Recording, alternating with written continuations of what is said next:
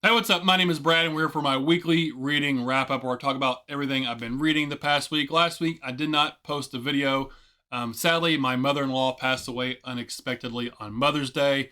So we were dealing with everything related to that and grieving and whatnot. And I don't want to talk anymore about it or I'm going to get emotional. So, to try to get back into the normality of things, here to talk about some books. So, I'm covering what I read last week, which wasn't much, and the week before that. I did finish some things up, so we're going to talk about that really quick. I did finally finish up Frankenstein by Mary Shelley.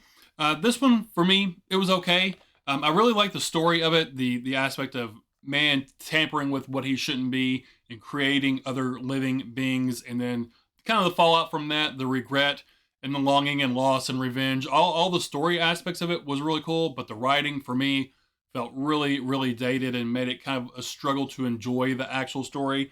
So for me, Frankenstein was okay, but it is a classic. I am glad I finally got around to reading that one. Also finished up a little novella called Woodhaven by L.J. Docherty. This one's really short. It's like 88 pages. You can read it in a couple hours or so. I really, really liked this one. It's set in a dystopian world, dystopian future where there's kind of an overthrow of the government, and it's kind of vague as to what's going on. But we're following our main character and her dad, and they're living out in this cabin in the woods, just trying to kind of stay off the grid and not be noticed by anybody, by the military or the government. And then things go awry. This was really kind of dark and brutal and bleak. I really, really liked it. It was written originally as a screenplay, so it reads super fast like a movie. Yeah, this was awesome. I really enjoyed this one.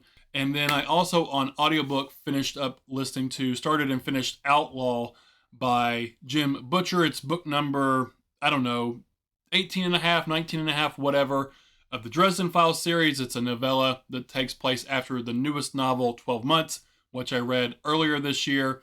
I forgot I pre-ordered this one. I got an email saying it was available, so that was cool. It's really short, about 4 hours long. It's a cool little side adventure in the story that does tie back into some earlier novels in the series, which I really liked. So that one was interesting and fun. I'm almost done with this one. I'm currently working on The Line That Held Us by David Joy.